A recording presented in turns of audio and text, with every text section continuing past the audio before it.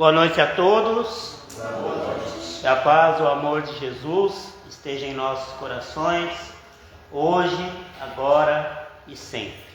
O tema da nossa palestra, a princípio, parecerá estranho, porque eu já fui até questionado já por tema da palestra, né? Nossas escolhas, nossos escolhos.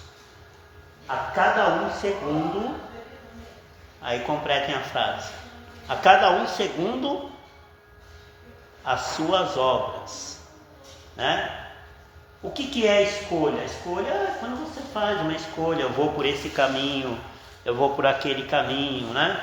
Jesus mesmo, ele dá a opção do caminho mais estreito, aquele que é o mais difícil de percorrer, mas que no fim ele será o mais agradável. Ou o caminho largo, que muitos ainda escolhem, né? Porém, terá a sua consequência. Então, escolha a gente sabe, né? O termo escolhos. Quando eu recebi a intuição de fazer essa palestra com esse tema, eu mesmo questionei. Escolho? Aí fui lá no dicionário e pesquisei. E aí na intuição mesmo ele veio. Vai lá e pesquisa o que significa escolhos. Escolhos, percalços, dificuldades que nós encontramos, impedimentos, esses são os escolhos. Então, o tema da palestra, que foi sugerida intuitivamente, nossas escolhas e nossos escolhos. A cada um, e não era para completar a frase que era para vocês completarem, segundo as suas obras. Então, eu entendi o propósito dessa palestra, do qual nós vamos falar aqui hoje. Como eu disse, Jesus mesmo já nos colocava ali a questão da escolha do caminho que iremos tomar nesta existência, assim como os caminhos que nós tomamos nas existências anteriores. Muitos de nós ainda ficamos nos perguntando por que passamos por determinadas provas ou determinadas expiações, não é? Por que tanta dor, por que tanto sofrimento, por que essa doença me acometeu, por que meu ente querido partiu de tal maneira, por que vemos pessoas vivendo bem na terra, né? Que aos nossos olhos vivem bem, aos nossos olhos, não é? E outros não, vivendo na miséria, na situação. Mas Allan Kardec teve a oportunidade, em o Evangelho segundo o Espiritismo, capítulo 5, Bem-aventurados os aflitos, trazer para nós dois textos significativos: causas atuais das aflições e causas anteriores das aflições. Tema esse que vocês em casa vão ler depois da palestra ou amanhã e ver sobre esse capítulo. Fora isso, não por acaso esse capítulo no Evangelho segundo o Espiritismo, o capítulo 5, se vocês constatarem lá, é o maior capítulo do Evangelho segundo o Espiritismo. E lá tem outras mensagens, como o mal e o remédio, não é? Vai falar sobre a resignação. Então lá vocês vão entender melhor sobre a palestra de hoje, porque aquilo que nós, né, brevemente, o que eles dizem? Se a causa dos males que nós sofremos não são encontradas nesta existência, ela será compreendida através das outras existências que tivemos. E quem está na doutrina dos espíritos, quem está na doutrina espírita, não tem como compreender a doutrina espírita se não acreditar que nós tivemos outras vidas anteriores a esta e teremos uma vida futura. E estamos na vida presente para aprender, progredir, evoluir e resgatar os nossos débitos também, mas não como punição, mas como uma forma de aprendizado. Porque Deus não pune, porque se Deus punisse não seria bom, justo e misericordioso, como o próprio Cristo ensinou. Conta né? Aí contam, porque eu não li, mas ouviu contar também, que certa vez Chico Xavier estava atendendo as pessoas e chega um homem carregando uma moça, uma jovem, adolescente de 13 anos, 14 anos, que não andava, não enxergava, não falava e tinha que ser carregada pelo pai para lá e para cá, e era órfã. O pai levou essa menina até Chico para que Chico a abençoasse, para que pudesse receber ali um passe. E Chico ficou consternado de ver a situação daquele espírito e questionou Emmanuel, o espírito que o acompanhava, o seu mentor, sobre a condição daquele espírito. Então Emmanuel disse: Chico, esses dois que você vê aí, no passado, este homem que é o pai da menina hoje, ele era um menestrel, aqueles que saíam pelas aldeias tocando violão, cantarolando. Só que ele usava desta prática para ludibriar as meninas, as moças, e dizia, prometia casamento, prometia que ia fazer elas felizes. E ele prometeu a esta moça, à época, muitos séculos lá atrás, que ele iria casar-se com ela. E ela ficou apaixonada, ficou esperando por ele, e ele nunca apareceu. Ela se jogou do precipício, cometeu suicídio. Imaginem, a consequência de um suicídio de uma pessoa que pula num precipício e arrebata o seu corpo sobre as pedras. Quebra-se ossos, tem consequências, traumatismo craniano, e por fim a morte, não é? Então, este homem que nunca voltara, no compromisso do resgate entre esses espíritos, naquela existência ali, que ela foi levada até o Chico Xavier, ele se responsabilizou em ser o pai dela, e ela vir resgatar ali com aquele corpo debilitado, disforme, do qual ela mesma foi a causadora. Causa e efeito, ação e reação. Passando por uma prova do resgate, de ver a filha naquela condição no qual ele deveria ter amado, porque ele dizia que a amava, mas não amou na outra existência, e a outra resgatando numa expiação por conta da consequência do suicídio. Portanto, nada das nossas escolhas passa despercebido perante Deus. Nada. Existe até uma frase que não cai uma folha sequer de uma árvore sem que Deus permita. Porém, nós temos o nosso livre-arbítrio. O nosso livre-arbítrio permite essa parábola de Jesus que ele diz: a estrada mais curta, mais estreita, mais difícil, ou a estrada fácil? E a vida, ela nos propõe isso.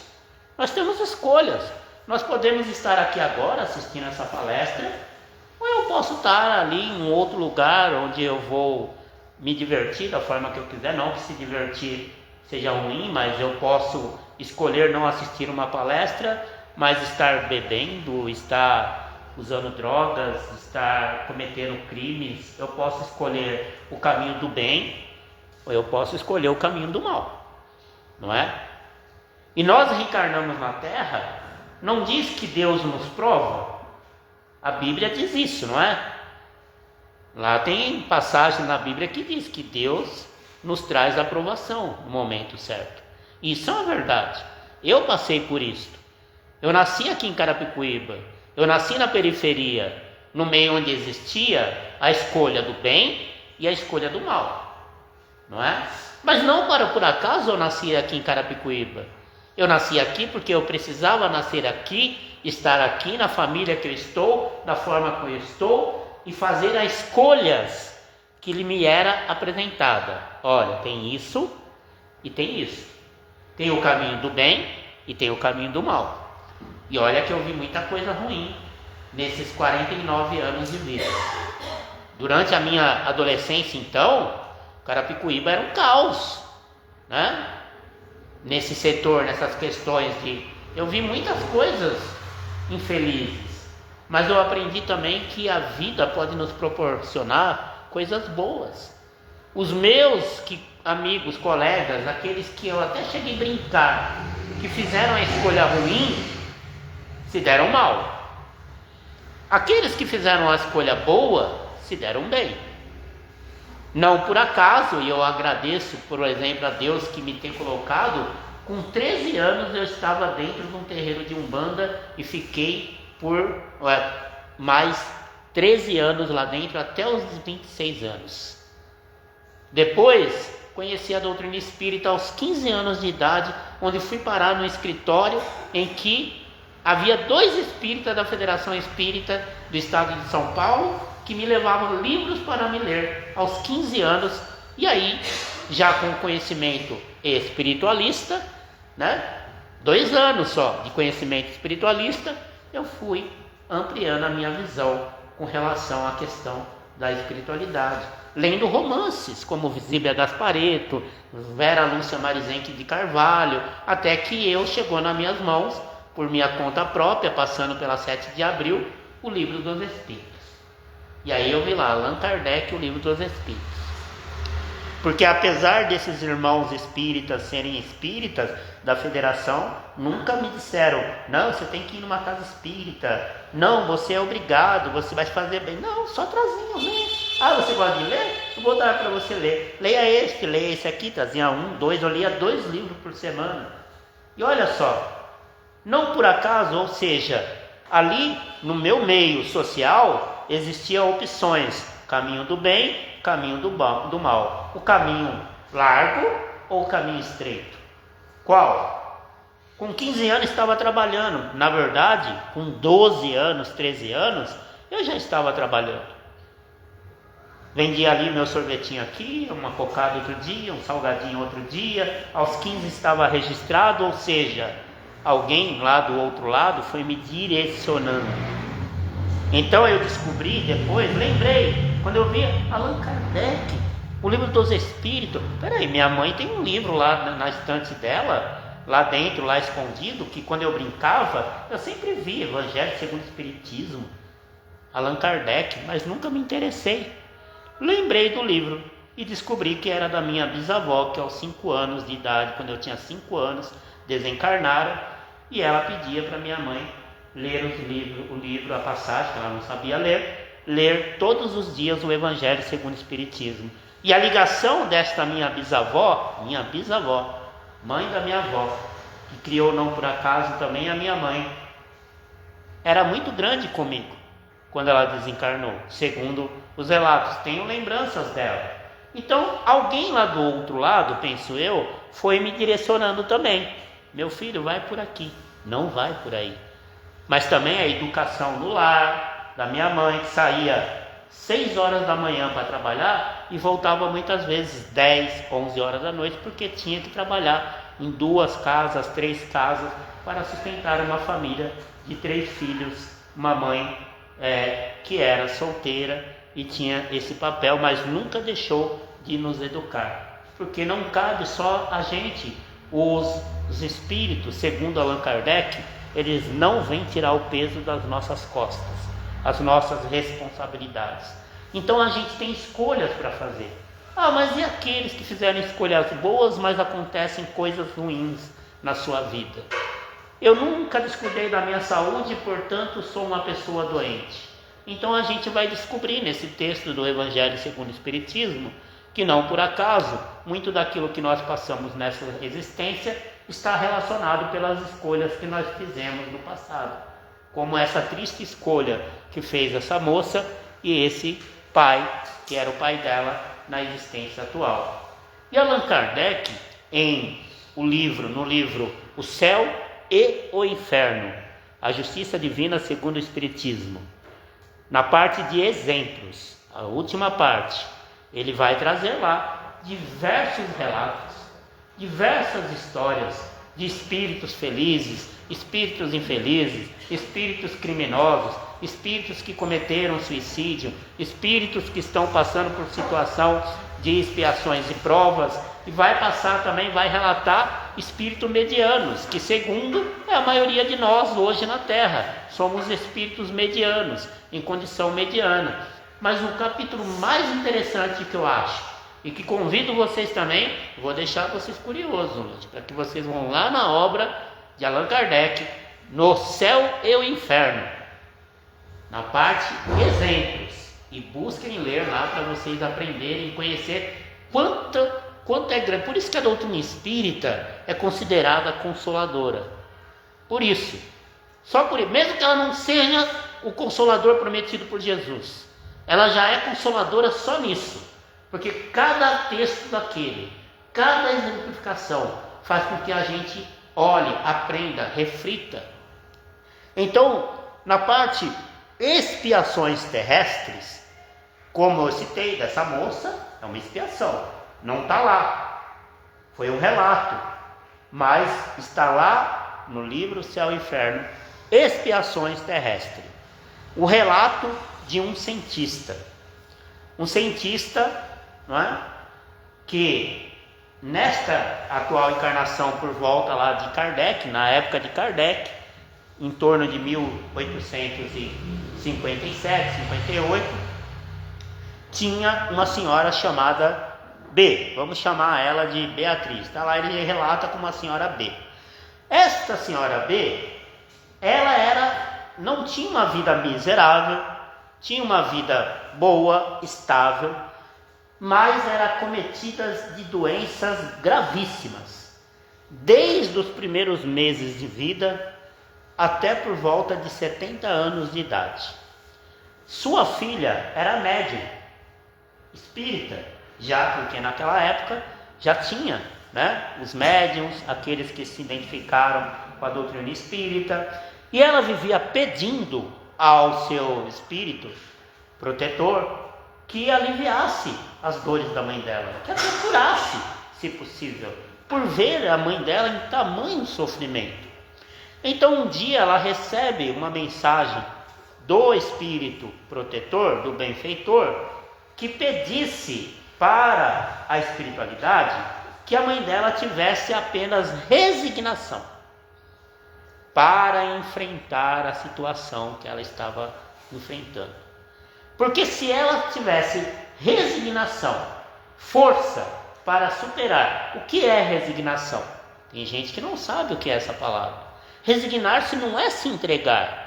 Resignar-se não é deixar a doença te acometer, o mal que te acomete te pegar assim e te envolver no todo. Não! Resignar-se é buscar também meios para solucionar a dor, a doença, o que está acontecendo de ruim na nossa vida. É buscar na prece, na oração, o fortalecimento, na fé, Não uma fé religiosa, a fé humana, mas a fé divina, sabe?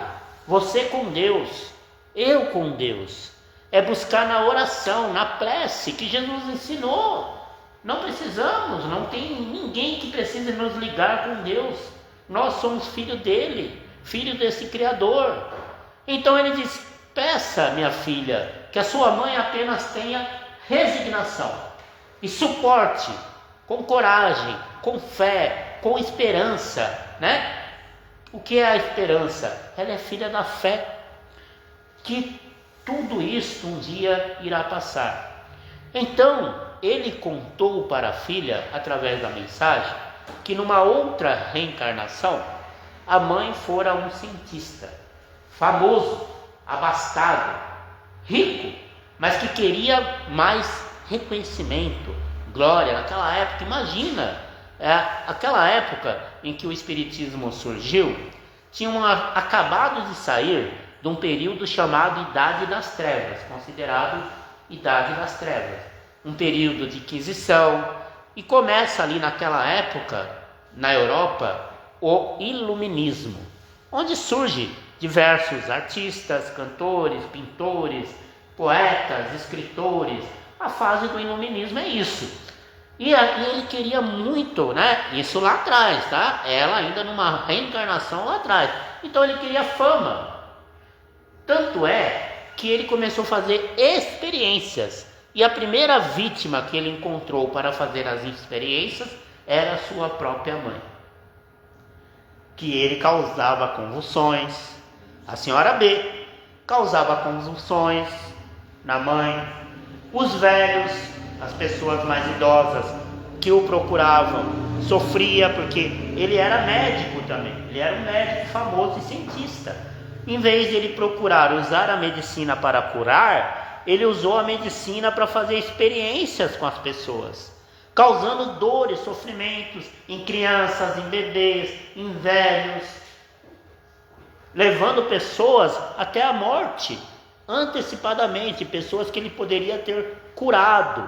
Então a senhora B, que nesta reencarnação era a mãe dessa jovem, ela causou muitas dores, muitas consequências, não diretamente para ela, mas para os outros. E aí ele relata que foram séculos, séculos, a gente não vive mais que um século, séculos e séculos para dobrar esse espírito e fazer com que ele se resignasse. E aí nesta existência, como senhora B, ela veio resgatar, por fim, esses acometimentos, fora as outras existências que foram duras para que ela se convencesse, mudasse, porque ela passou por outras reencarnações. Então nós mostramos aí, o Allan Kardec ele vai demonstrar nessa representação o quanto as nossas escolhas são o motivo dos nossos escolhos, dos nossos sofrimentos.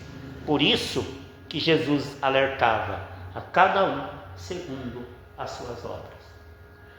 Quando Jesus curava, o que ele dizia? Quando a mulher Verônica, segundo relatos, que sangrava há muitos anos, 12 anos por aí, procurou Jesus, porque médicos não conseguiram atendê-la. Gastou tudo que ela tinha. E apenas ela vai com a fé dela e pensa: se eu apenas tocar no seu manto, eu já irei estar curada. Olha o tamanho desta fé. Então, ela toca e o fluxo sanguíneo para. Mas Jesus diz para ela o quê? Como dizia para os outros: vá, não torne mais a pecar, a cometer o mesmo erro, para que não aconteça a mesma coisa, ou coisa pior. Demonstrando, olha que não é a doutrina espírita que demonstra isso. Antes de Jesus já tinha isso. É que quando a gente lê o Evangelho, a gente não traz para os dias de hoje. A gente não traz para a nossa vida. A gente precisa trazer o Evangelho para a nossa vida. A gente trazer o Evangelho como exemplificação. Então Jesus alertava que a consequência do que cada um daqueles que estavam passando era somente deles. Era somente deles. Se a gente praticar o mal, a gente vai colher o mal. Se a gente nos sintonizar com coisas boas, a gente vai ter coisas boas. No Evangelho segundo o Espiritismo, no capítulo modo de orar, ou maneira de orar, cada um coloca lá uma tradução diferente, está lá: pela prece podemos louvar, pedir e agradecer. Coisa que pouco fazemos, de agradecer. A gente pouco agradece. A gente muito fica murmurando muitas vezes, lamentando. E Joana de Ângeles, espírito, mentora de Divaldo, ela diz que quem murmura demais e lamenta demais não vai chegar a lugar nenhum. Porque com a lamentação, com os murmúrios, a gente fica só alimentando.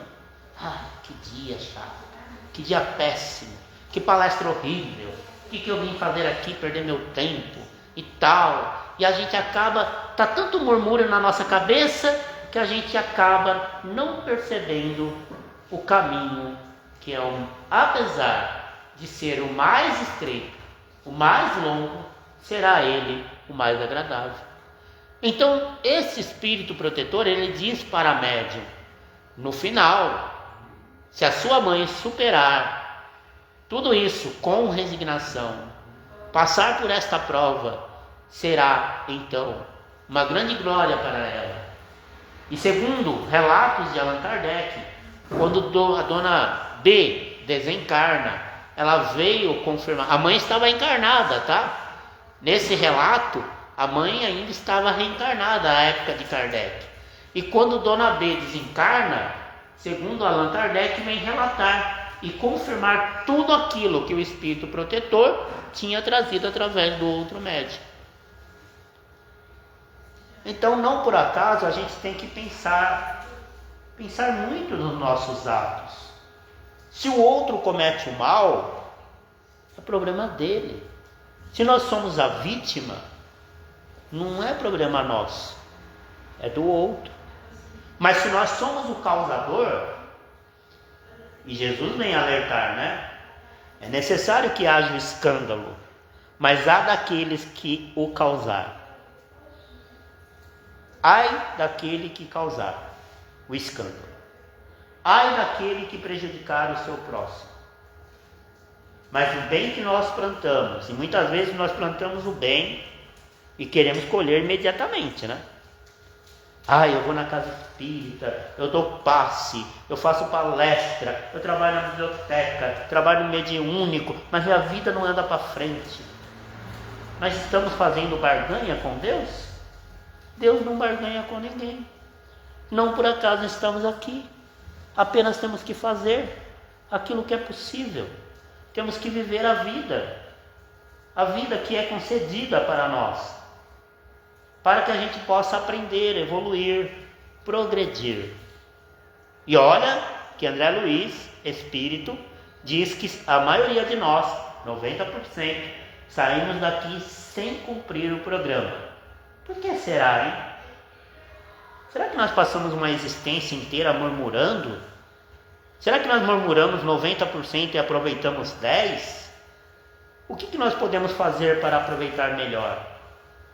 E Deus concede tantas coisas para que a gente possa superar as adversidades da vida, as vicissitudes, porque a vida ela é cheia de vicissitudes, de transformações. A depressão, a ansiedade, que é segundo, o cientista, a saúde mental hoje nos fala, que é o mal do século. Mas por que é o mal do século? O que é depressão? Muitas vezes excesso do passado. Nós temos a depressão que é nossa, interna, por motivos internos. Eu não estou bem comigo mesmo, aí eu vou buscar um meio, Aí eu me sinto gordo, me sinto magro demais, ou pode ser eu com eu mesmo, Estou doente, perdi minha saúde, Por exemplo, ou pode ser externo, partida do ente querido. Tem gente que entra em depressão grave pela partida do ente querido. Perda do emprego, tem gente que comete suicídio por perda do emprego, Terminar o relacionamento. Ansiedade, excesso do futuro, fica pensando, a conta vai vencer no dia 30, dia 1º a pessoa já começa a pensar, que eu tenho que pagar, que eu tenho que fazer, que eu tenho que... Excesso. Ansiedade também de que as coisas aconteçam muito rápido. A gente não está vivendo muitas vezes, a gente está sobrevivendo, e a gente precisa, mas eu tento, eu não consigo.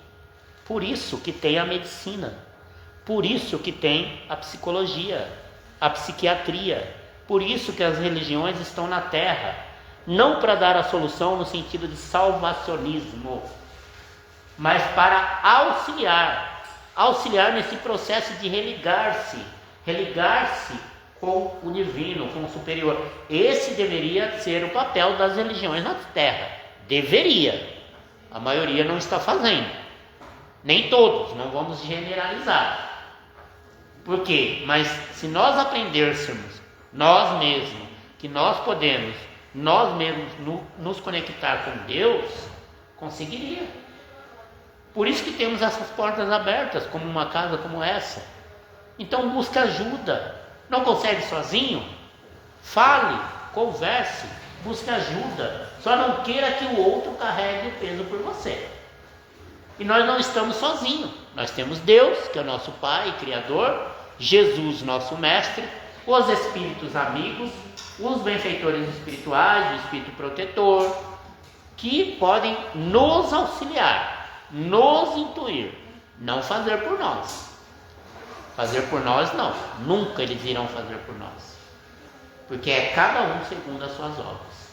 Então que a gente possa pensar, refletir sobre essa mensagem, e lá no capítulo 5 do Evangelho segundo o Espiritismo, e lá na parte exemplos do livro Céu e Inferno, se não tiver, está disponível na internet, em PDF, no Kardecpedia, tem todas as obras de Kardec no celular, no aplicativo, mais a revista espírita, que pode ser consultada por lá. Ah, tenho dificuldade de ler, põe lá, audiobook no YouTube, está lá disponível também, qualquer obra que você queira está disponível. Então que a paz e o amor de Jesus esteja em todos os corações. Eu faço a prece e nós também.